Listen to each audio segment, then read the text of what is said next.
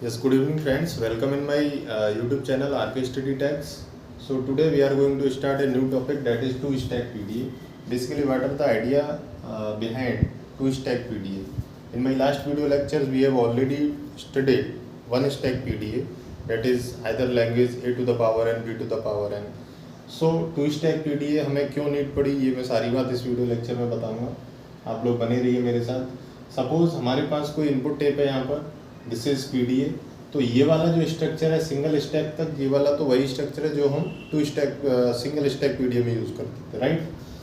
In two stack PDA basically in place of single stack we use double stack. दो stack use होंगे यहाँ पर, stack 1 and stack 2 that are parallelly connected to each other, right.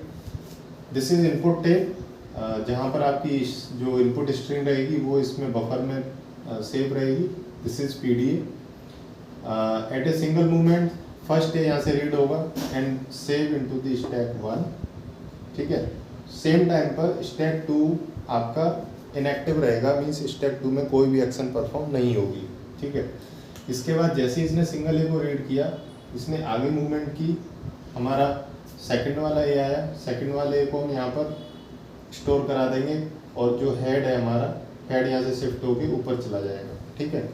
इसके बाद में जैसे ही हमारे जितने भी ए के बाद ए होंगे, यहाँ तो मैंने चूंकि ये डबल ए लिया है, हमारी A to the power n, suppose हमारी लैंग्वेज है A to the power n, B to the power n and C to the power n, where n is greater than equal to 1. Suppose this is our language, इस language के लिए ये है. तो इसमें हमारा होगा क्या, एन की वैल्यू कुछ भी हो सकती है, ठीक है. तो एन की वैल्यू मैंने यहाँ पर केवल 2 ली है, तो double A, double B, double C, ठीक है, फॉर एग्जाम्पल. तो यहाँ डबल ए हो गया. यदि ट्रिपल ए होता तो तीसरा ए यहाँ पर जाएगा, चौथा ए यहाँ पर जाएगा. इस तरीके से स्टैक है ऊपर की तरफ पुश होता जाएगा एलिमेंट और उसका साइज इंक्रीज करता जाएगा, राइट. स्टैक 2 अभी इनएक्टिव है, इसमें कोई एक्शन परफॉर्म नहीं हो रही. After that when ever be comes, जैसे ही ए के बाद बी की बाउंड्री स्टार्ट होगी, जैसे ही हमारा फर्स्ट बी अकर होगा, whenever first B occur, what we will do, we will pop top symbol of stack A. Stack 1 में से जो टॉप पर ए होगा उसको बी से हम पॉप कर देंगे और ये हेड आपका फिर से शिफ्ट हो जाएगा नीचे, ठीक है. And at the same time जो बी, जिस बी से हमने इस ए को पॉप किया था, ये वाला बी यहाँ पर जाके सेव हो जाएगा स्टैक 2 के अंदर, ठीक है. आया समझ में. हम क्या करेंगे, जैसे ही हमारा पहला बी आया तो पहला बी इसने मशीन ने रीड किया, ये ऐसे मूवमेंट होगा. तो जैसे ही बी को रीड किया तो बी से ए को हमने पॉप किया और पॉप करने के बाद ये वाला बी इस स्टैक 2 में जाके सेव हो जाएगा, पुश हो जाएगा, राइट. इतना करने के बाद में हम क्या करेंगे, हमारा बी के बाद एक और बी आएगा, ठीक है, या और भी जितने भी सारे हमारे बी आएंगे वो सारे भी हमारे यहाँ पर पुश होते जाएंगे और स्टैक 1 में से ए को पॉप कर देंगे. मीन्स स्टैक 1 आपका जितने भी बी होंगे इन सब के लिए स्टैक 1 आपका ब्लैंक हो जाएगा, खाली हो जाएगा, ठीक है. इतना करने के बाद what we will do, stack 1 का सिनेरियो हमारा ब्लैंक हो चुका है, खाली हो चुका है. स्टैक 2 के अंदर सारे बी जा चुके हैं, ठीक है. अब बी की बाउंड्री के बाद जैसे ही हमारा सी अकर होगा, whenever C occurs, as soon as C occurs, तो फर्स्ट सी अकर होगा तो फर्स्ट सी हमारा क्या होगा, पुश नहीं होगा. फर्स्ट सी हमारा यहाँ पर जाएगा और इस सी से ये वाला टॉप एलिमेंट बी है, जो हमारा टॉप एलिमेंट, ये हमारा क्या होगा, ये यहाँ पर रहेगा, ठीक है. तो ये बी हमारा पॉप हो जाएगा, एक सी से एक बी पॉप हो गया. ऐसा करने के बाद में फिर जैसे ही नेक्स्ट वाला सी आएगा तो नेक्स्ट वाले सी से ये वाला भी पॉप हो जाएगा. तो इस तरीके से that is the overall flow chart और working process of two stack PDA. तो जैसे हमारे 2 ए थे, 2 ए को पहले हमने सेव किया स्टैक 1 में. इसके बाद जैसे ही बी आया तो 2 बी से हमने जो डबल ए थे स्टैक 1 से वो हमने पॉप किए, स्टैक 1 ब्लैंक किया. इसके बाद वो 2 बी एक एक करके स्टैक 2 में पुश हो गए, स्टैक 2 में दोनों बी पहुंच गए.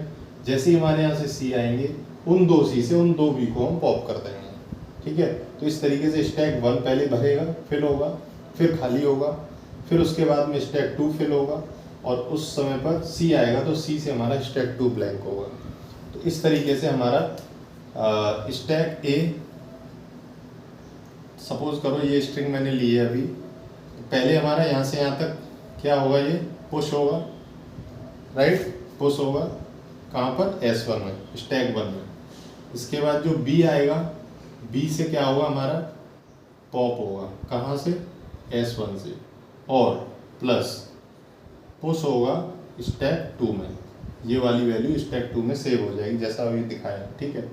इसके बाद जैसे ही हमारा C आएगा, C से हम क्या करेंगे, पॉप करेंगे किसको, B को, फ्रॉम स्टैक 2 से, तो it will completely blank both the stack S1 and stack S2, ठीक है।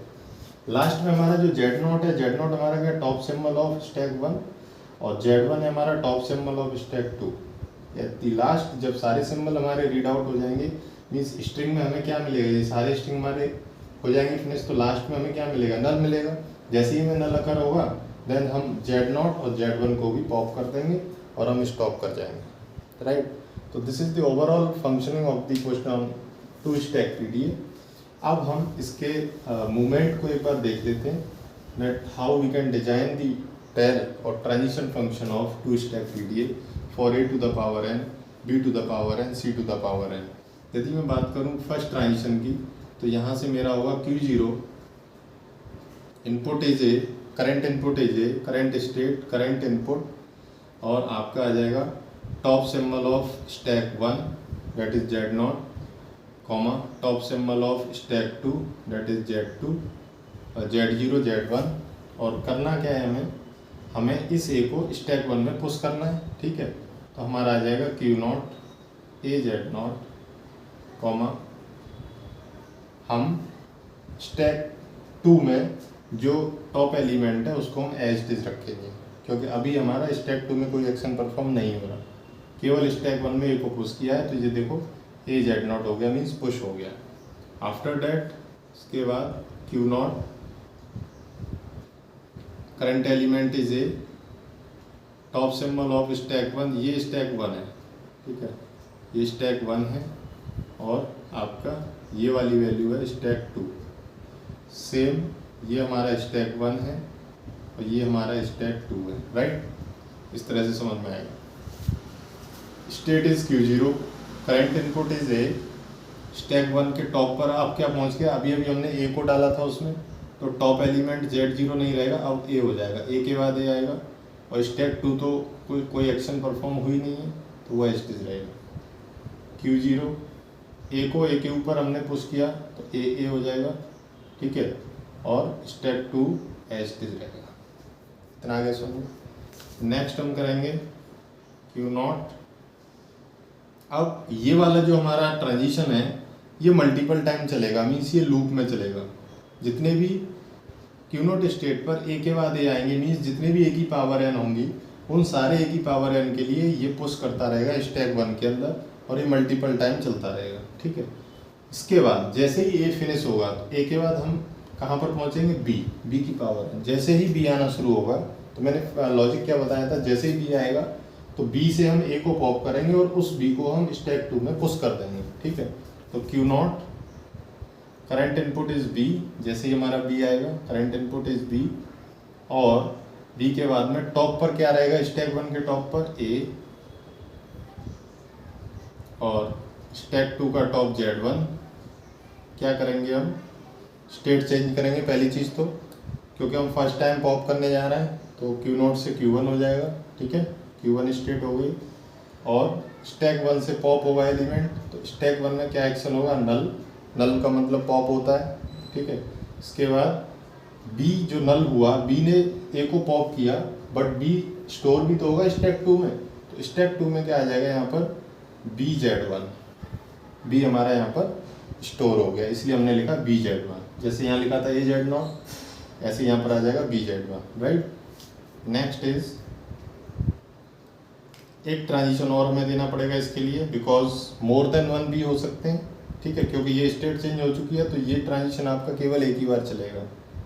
हम यहाँ पर Q1 state, current input is B, top symbol is A, और स्टैक 2 के टॉप पर अब क्या पहुंच गया, देखो सिंगल भी यहाँ पर जा चुका है, सिंगल भी जा चुका है, तो इसका मतलब top symbol of stack 2 Z1 नहीं रहेगा, अब B हो जाएगा यहाँ पर, ठीक है, ये B हो जाएगा, ठीक है। इसके बाद अब हम स्टेट चेंज नहीं करेंगे, Q1 और फर्स्ट वाले से तो कॉपी करने जितने भी ए हमारे, ठीक है, और B को पुश करना है। तो अभी Z1 के ऊपर B डाला था हमने, अब एक भी ऑलरेडी स्टैक 2 में है, अब दूसरा भी आ रहा है, तो ये आ जाएगा डबल B, ठीक है, इतना आ गया। ये हो गया हमारा A की पावर n और B की पावर n। सारे A डाले, सारे A के बाद में जो B आए उससे सारे A खाली किए स्टैक 1 से, और B को स्टैक 2 में पुश करा दिया। यहाँ तक ये हो गया। अब ये वाला हमारा मल्टीपल टाइम चलेगा, ठीक है, मल्टीपल टाइम सारे A को पॉप करेगा और खुद जो B होंगे वो सारे स्टैक 2 में जाके सेव हो जाएंगे। अब जैसे ही हमारा C आएगा, स्टेट क्या है हमारी Q1, current input is C। जैसे ही करंट इनपुट हमारा C रहेगा तो स्टैक 1 के टॉप पर हमारा क्या आएगा, स्टैक 1 के टॉप पर हमारा क्या आ जाएगा, जब सारे हमारे A पॉप हो जाएंगे तो स्टैक 1 के टॉप पर हमारा क्या मिलेगा, Z0, फिर से क्योंकि ऊपर हमारा Z0 ही था शुरुआत में, अब फिर से वही सिनेरियो बन गया, Z0 आ जाएगा यहाँ पर, current input is C, Z0, और स्टैक 2 के टॉप पर क्या रहेगा, B, क्योंकि सारे भी हमने एंटर किए हैं तो B आ जाएगा यहाँ पर, ठीक है, तो ये आ जाएगा B। इसको हम क्या करेंगे, Q2 कॉमा, फर्स्ट वाले स्टैक में तो कोई ऑपरेशन परफॉर्म होगा नहीं, तो फर्स्ट वाले को तो हम एज टिल डाल देंगे, Z0 है, Z0 ही पड़ा रहेगा, इनएक्टिव हो गया, और सेकंड वाले से हम पॉप कर देंगे किसको, B को। किससे पॉप करेंगे, C से, because this is first C, और जो टॉप में B था उसको ये पॉप कर देगा बिकॉज नल लिख दिया हमने, ठीक है। नेक्स्ट इज, चूँकि ये एक बार चलेगा, अब इसको हमें Q2 के लिए लिखना पड़ेगा, तो current input is C, stack 1 Z0, और स्टैक 2 के टॉप पर क्या रहेगा, बहुत सारे B होंगे तो एक और B हो सकता है। अब स्टेट हम चेंज नहीं करेंगे, Q2, और स्टैक 1 में Z0 ही रहेगा, और स्टैक 2 में क्या होगा, यहाँ पे सारे पॉप हो जाएंगे। तो ये क्या करेगा हमारा ट्रांजिशन, ये वाला जितने भी हमारे C आएंगे, यहाँ से जितने भी C की पावर n होंगी, ये C की पावर n को लेगा, और उससे जितने भी हमारे स्टैक 2 में जो B स्टोर किए थे, ठीक है, उनको एक एक करके सारे को लूप में चल के पॉप करता जाएगा, नल करता जाएगा। एट लास्ट हमारा क्या रहेगा, स्टैक 1 तो ऑलरेडी Z0 हो चुका है, इस स्टेप के बाद में स्टैक 2 भी हमारा टॉप पे क्या हो जाएगा, Z1, क्योंकि सारे भी तो वहाँ से पॉप हो जाएंगे, ठीक है। तो अब हमारा रहेगा डेल Q2, करंट एलिमेंट क्या मिलेगा, नल, क्योंकि यहाँ से जब A की पावर n, B की पावर n, सारे भी सारे C हमने रीड कर लिए, तो लास्ट में हमें नल मिलेगा यहाँ पर, ठीक है। जैसे ये हमने स्ट्रिंग थी तो हमें लास्ट में क्या मिला था, नल मिला था। Same current input is null, stack 1 के टॉप पे क्या रहेगा, जब सब कुछ क्रॉस हो जाएगा तो Z0 तो पड़ा रहेगा इसमें, ठीक है। ऐसे ही स्टैक 2 के टॉप पर क्या रहेगा, Z1 पड़ा रहेगा, Z1, और इसको हम क्या करते हैं, Q2 नल कॉमा नल, इन दोनों को भी हम क्या करेंगे, इन दोनों को भी हम पॉप कर देंगे लास्ट में, तो ये हमारा ब्लैंक हो जाएगा।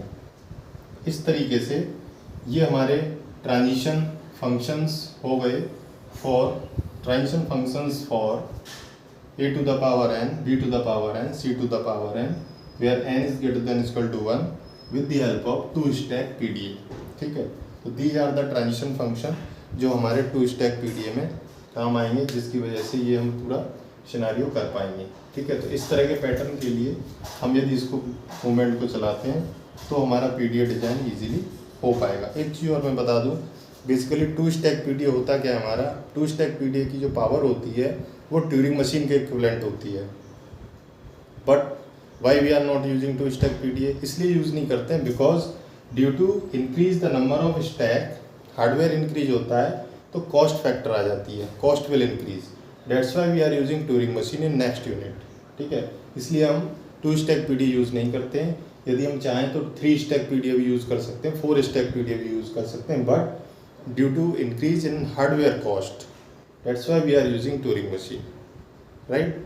तो इस तरह से हम इसको कर सकते हैं। अच्छा, दूसरा स्लो भी होगा because bar bar element stack 1 में जाएंगे, फिर स्टैक 2 में जाएंगे, तो आपका प्रोसेस भी स्लो होगा, मीन्स टाइम कॉम्प्लेक्सिटी बहुत ज़्यादा आएगी, ठीक है, परफॉर्मेंस उतनी बेटर नहीं होगी। तो ये सारे इसके रीजंस हैं, ठीक है।